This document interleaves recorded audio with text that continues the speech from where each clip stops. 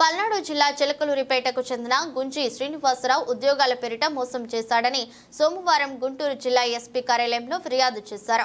ఈ మేరకు బాధితురాలు సభావతు సుజాత మాట్లాడుతూ హైకోర్టు, జిల్లా కోర్టు, రైల్వేలో ఉద్యోగాలు ఇస్తానని 9 లక్షల చొప్పున 10 మందికి పైగా వ్యక్తుల నుంచి డబ్బులు తీసుకున్నాడని తెలిపారు. డబ్బులు తిరిగి ఇవ్వకుండా ఇబ్బంది పెడుతున్నాడని ఆవేదన వ్యక్తం చేశారు. దయచేసి మా డబ్బులు మాకు ఇప్పించాలని ఎస్పీ కార్యాలయంలో కోరారు. గుంజి శ్రీనివాస్ అనే వ్యక్తి నాకు హైకోర్టులో జాబ్ ఇప్పిస్తానని 9 lakhs తీసుకున్నారు.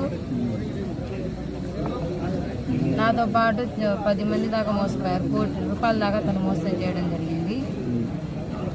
ఇప్పుడు ఎస్పీ గారిని కలిసి మా న్యాయం చేయమని కోరడానికి వచ్చాము. మేము ఎకరం పొలం అమ్మి కట్టాము.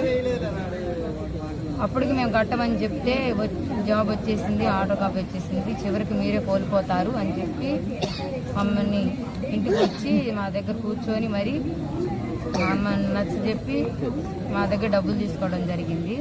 ఎట్లా ఇచ్చారు? అమౌంట్ ఎలా ఇచ్చారు? మేము ఫోన్ పే ద్వారా, మా దగ్గర అన్ని ప్రూఫ్స్ ఉన్నాయి. ఫోన్ పే ద్వారా కొంత అమౌంట్ ఫోన్ పే ద్వారా అకౌంట్ల ద్వారా తను పెట్టిన నెంబర్లకు అన్ని పంపించాము. మిగతావి తను క్యాష్ తీసుకున్నారు చేతులు.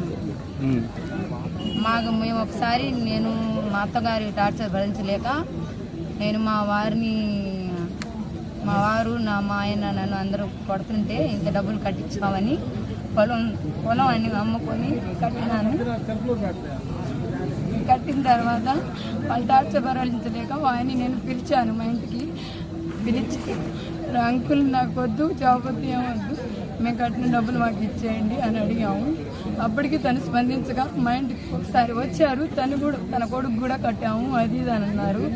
అయినా మాకు వద్దు, మీకు కట్టించుకుంటే మీరే వేరే వాళ్ళు కట్టించుకోండి, మాకు అవసరం లేదు, వద్దు అని అన్నాము. అయినా వినలేదు.